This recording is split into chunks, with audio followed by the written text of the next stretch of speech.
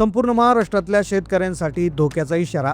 150 वर्षात आलं नव्हतं इतकं मोठं संकट आलंय.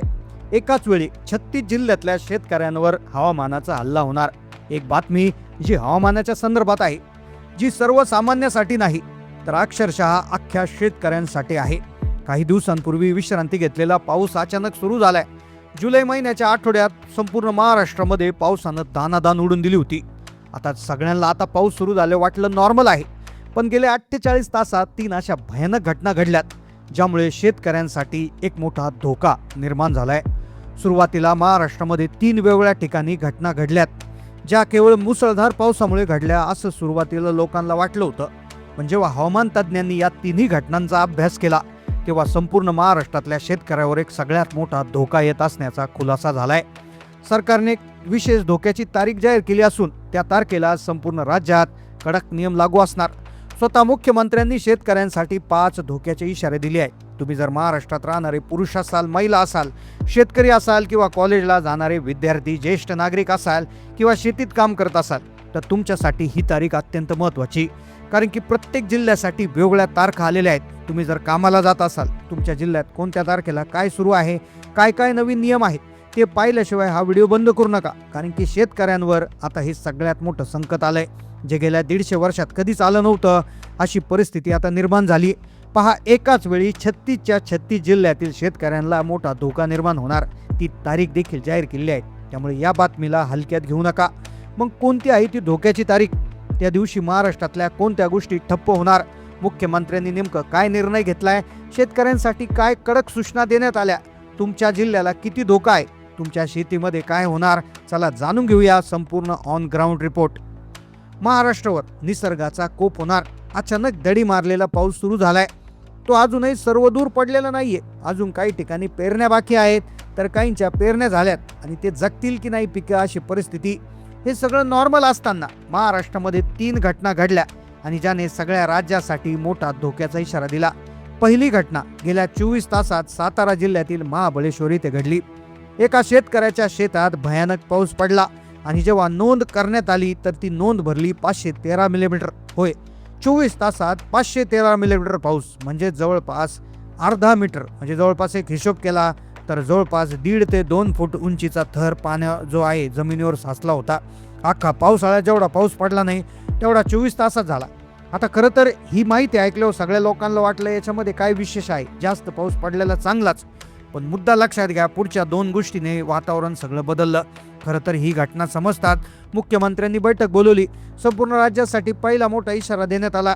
आता ही गोष्ट फक्त एवढीच झाली तर फारसे नियम लावले नसते, पण दुसरी घटना आणि तिसरी घटना लगेच घडली आणि ज्यामुळे सगळ्या राज्यातला हाय अलर्ट देण्यात आला. आता शेतीत काम करणारी जी लोक आहेत, बाहेर कामाला जाणारी लोक, यांच्यासाठी आता तारखा जाहीर करण्यात आल्या. आता पहिली घटना कदाचित लोकांना फारसं याच्यात विशेष वाटलं नाही, पण विदर्भ आणि मराठवाड्यात एक विचित्र हालचाल दिसली आणि त्यानंतर राज्यामध्ये बदल करण्यात आले.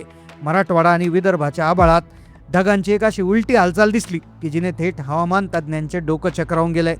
विदर्भ आणि मराठवाड्यातील आभाळात सामान्यतः पावसाचे ढग हे कोकणाकडून पूर्वेकडे जातात, पण यावेळेस बंगालच्या उपसागरातील अजब बदलामुळे ढग उलट्या दिशेने पश्चिमेकडे सरकू लागले आहेत. या उलट्या ढगांमुळे विदर्भातील एकाच गावात अवघ्या काही मिनिटात 5 ठिकाणी विजा कोसळल्या आणि मोठं संकट उभं राहिलं. विदर्भ आणि मराठवाड्यात विजांचे तांडव सुरू असतानाच दुसरी सगळ्यात भयानक बातमी मुंबई, ठाणे, पालघर आणि नाशिकच्या पट्ट्यातून आली. या भागात ताशी 60 ते 70 किलोमीटर वेगानं भयानक वादळी वारे घोंघायला सुरुवात झाली. अरबी समुद्र आणि बंगालचा उपसागर या दोन्ही बाजूने आलेली बाष्पांची प्रचंड लाट सध्या महाराष्ट्राच्या आकाशात एकत्र झाली असून तिथे एक वाफेचा महाभयंकर डोंगर तयार झालाय. सोपे भाषेत सांगायचं, जेव्हा हजारो लिटर पाण्याचं बाष्प एका आकाशात अडकून पडतं तेव्हा ढगफुटी सदृश्य परिस्थिती निर्माण होती. खरं तर 2005ला मुंबईत जो महापूर आला होता, अगदी तशी ढगांची रचना पुन्हा एकदा महाराष्ट्राच्या आकाशात तयार झाली आहे. हवामान तज्ज्ञांच्या मते हा वाफेचा डोंगर आता हळूहळू फुटायला सुरुवात झाली आहे. एका विशिष्ट धोक्याच्या ठिकाणी हा पावसाचा पहिला मोठा ब्लास्ट होणार आहे. सलग 72 तास संपूर्ण जनजीवन आणि व्यवहार ठप्प होण्याची भीती व्यक्त केली जात आहे. या परिस्थितीत काही काळ्या तारखा जाहीर करण्यात आल्या. या तारखांना सावध राहण्याचा इशारा देण्यात आलाय, कारण की काही अशा तारखा आहेत की त्या तारखांना शेतकऱ्यांना एक मोठा धोका आहे. शेतकरी बांधव, कामाला जाणारे, शाळा कॉलेजला जाणारे विद्यार्थी, सर्व लोकांसाठी मुख्यमंत्र्यांनी महत्त्वाचे निर्णय सांगितलेत.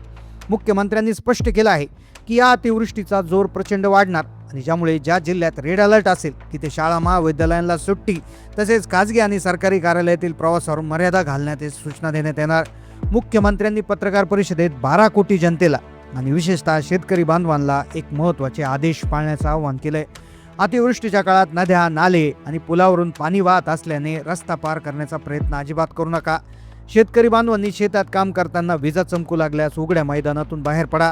विजेच्या खांबापासून आणि मोठ्या झाडांपासून सुरक्षित अंतरावर थांबा. आता ही तर काळजी घ्यायचीच आहे, पण त्याआधी तारखा अतिशय महत्त्वाच्या आहेत. कोणत्या जिल्ह्यात कोणत्या तारखा, कोणत्या शेतकऱ्यांसाठी काय सूचना, ज्या ज्या शेतकऱ्यांनी पेरणी केली आहे किंवा ज्यांनी पेरणी करायची राहिलेली आहे त्यांच्यासाठी काय सूचना आहेत, ती महत्त्वाची माहिती आपण घेतोय.